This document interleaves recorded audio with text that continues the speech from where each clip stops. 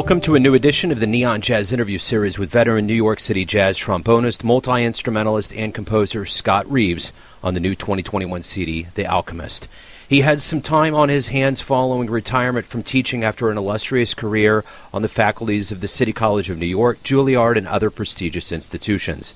But when the pandemic struck just a few months later, he suddenly found himself with an abundance of free time as performance opportunities disappeared.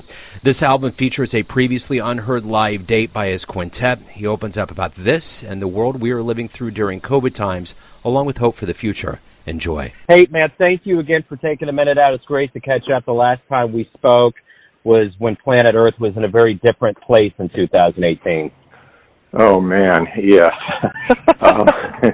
It's like a lifetime ago, isn't it? Understatement of the year right there, man. Oh, man. Mm-hmm. Yeah, who would have, if we would have had a discussion at that point, and I would have laid out a scenario before I got off the phone and said, hey, look, this is what 2021 is going to look like, we would have both been like, you're out of your minds, man. That's like an Aldous Huxley novel. Yes, exactly. Too many science fiction things are coming true right now, so... but that's right. We did talk in 2018 with the release of my second big band album, Without a Trace, and I appreciate that conversation as well. Absolutely. My pleasure. And The Alchemist is your brand new album, and I want to talk to you a little bit, since we've kind of broached it. You know, the world's in a very strange place. There's been no live music for a while. Things opened up. Now we're kind of retreating, but it seems like, for the most part, things are at a better spot. So how do you feel about the timing of this release and the potential to actually deliver this to a live audience? Well, I did have 3 CD release gigs with this project, which I kind of scheduled the release to coincide when I was anticipating the vaccine becoming available and things opening up. In July and August were pretty good. But as we got into later August, it started to get a little less clear. You know, my hope was once we had the vaccine, and I've been vaccinated since March, that we'd start coming out of the woods, at least in this country. I had no idea that there'd be so much resistance to bringing us out of this dilemma when the cure was right there available to us. So now I'm getting much more cautious again about performing in public, and I live just outside of New York City, and in general, New York is better off than some other places, but still, one never knows. Before booking any gigs, I made sure everyone in my band was vaccinated, and I'm also looking into trying to get my big band restarted at some point, and I'm going to have that same stipulation that everyone be vaccinated, because especially when you've got 17 people on a stage sitting real close to each other, you don't want to have that to be a breeding ground for spreading this thing. Yeah, absolutely. I'm kind of baffled by the entirety of the resistance and everything that's gone into this. And, you know, there was a window where my wife and I actually got to get out and see some live music, and there's been some of that that's still happening. So I guess my next question to you is, during those gigs that you did have, what kind of relief did you see with people that were basically shut off from live music since around March of 2020? Did you feel this swell of just relief and joy that came from them because of seeing live music? Absolutely. It was palpable. People had been locked in so long and not hearing live music, at least not in the area that I live in, because we were fairly well locked down. People were just hungry for it, and my fellow musicians, too. They're just dying to play, and at least during the pandemic, I got together with a bunch of musicians in a socially distanced outdoor jam session in a park. It's kind of kept me going during the lockdown, but people are just really hungry for this, and we're a little fearful that it's going to close up again. I know a couple of club owners in this area, and they're just like, they were overjoyed when they could finally open. Now they're fearful that they're going to be shut back down again as the Delta virus increases in the area. Let's talk about this latest album. Talk to me a little bit about the construction of this album and the players that are on here, and ultimately how you feel about it coming to fruition and being out right now. Well, it's kind of an odd story. Most of the records I've put out have been something that I've done and immediately recorded and gotten out. This is actually a concert that I did way back in 2005. I recently retired after 4 years of being a college jazz educator. My most recent post, I spent the last 20 years teaching at the City College of New York. And we did a concert there. It was my faculty concert, actually. I had some colleagues and friends participating in that. And we recorded it, but it was more just to document it than with an idea that this was going to become a record. It had, some issues that needed to be addressed before I thought it was something that I should release. During the pandemic, I was on a camping trip, actually.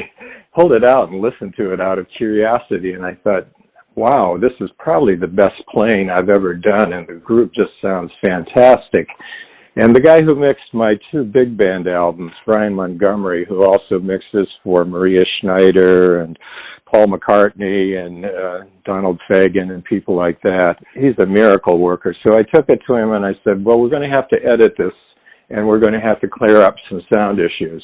Darned if he didn't just totally remake the sound of it so that it was releasable.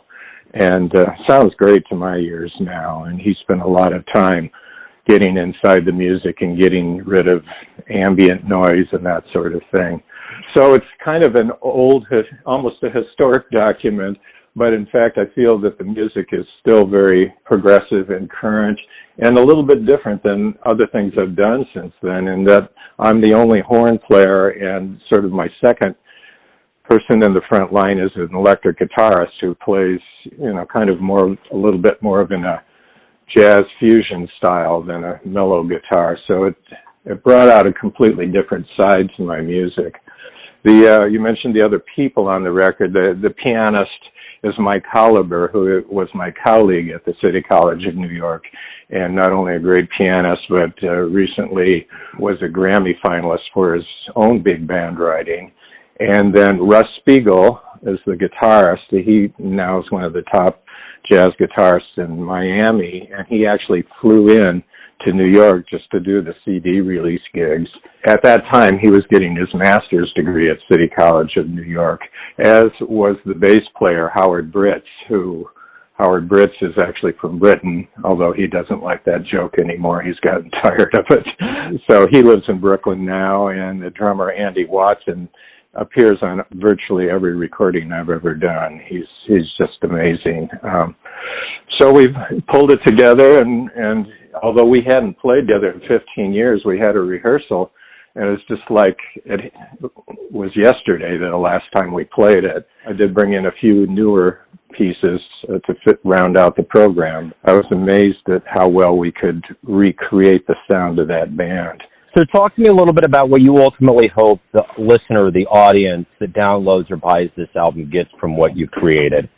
A real presentation of where my musical thinking was at that particular time, and in many ways still is. The one thing that's a little bit different, say, than my big band writing is the use of electricity in what I hope is a very musical way. I'm running my 2 brass instruments through a pitch divider, and I was also using a ring modulator a little bit on that too. So I was experimenting with different colors on my instrument. And then, of course, we had electric guitar, and then on the ballad-oriented stuff, Mike Holliber would play grand piano, but on the more groove kind of things, he would play Fender Rhodes. So it had a real different kind of electricity that maybe people could relate to a little bit better than more traditional forms of jazz. On the other hand, my concept of harmony might take a little bit of getting used to for some people who like to hear nice triads and stuff. I'm very much involved in extending the harmonic palette of jazz. Some of my heroes were people like Bob Brookmeyer and Jim McNeely and other Dave Liebman, who are experimenting with different types of chords and tension tones. Of course, that goes way back in classical music, too. People have described the music as taking you into a deep place. It's not casual listening, I'll put it that way, but I think it's very accessible and very groove-oriented, too. So, at the end of the day, this quarantine, this lockdown, the way the world's kind of changed since March of 2020 has really put a mirror in front of all of us. We've all had to stop. We've all had to look at each other, look at ourselves. And I want to know, from your perspective as a musician, the jazz community overall. It's kind of a two-part question. What did you learn about yourself during this time that you maybe didn't realize before? And how do you see the world, the community of jazz, coming back as a stronger organism when things do kind of return in earnest? Wow, both good questions. Well, during the pandemic, I tried to keep my spirits up. I think everyone I know was kind of depressed, not only about the pandemic, but all the political turmoil, and then what scientists have been telling us about climate change for the past 20 or 30 years is now staring us right in the face, with droughts in the west and floods in the east happening all over the globe. So that kind of triple whammy took some fortitude to work through, but I had to keep working on myself to not succumb to that. And in fact, this record was part of it, because when I listened to it, I could have thought, well, that's nice. I'm glad I heard it again. But no, I felt so strongly that I wanted to share it, and that there would be a world to share it with at some point. It made me pursue that dream. And also, I probably practiced and wrote more during the pandemic than I have in years. There was some days nothing for me to do other than practice and write.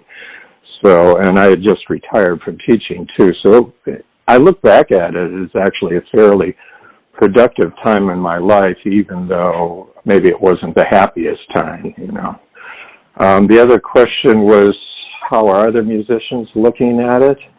I think they're in a similar way. They're just dying to get back into the community again and bring forth their music, connect with other musicians, almost a little bit of a desperation in when is this going to feel right, But everyone I know is kind of trying to work through this and come out in a better place in the end. That's my sense as well. Scott, hey, thank you for taking some time out. Good luck with the album and the return to the stage. It's great to catch back up with you, man. All right. Thanks so much. Nice talking to you. Thanks for listening and tuning in to another Neon Jazz interview, where we give you a bit of insight into the finest players in New York, Kansas City, and spots all over the world, giving fans all that jazz. Thanks to Scott for his time, music, and story. If you want to hear more interviews, go to Famous Interviews with Joe Domino in the iTunes Store. Visit neonjazz at youtube.com, and for everything Neon Jazz all the time, go to the neonjazz.blogspot.com. Until next time, enjoy the jazz, my friends.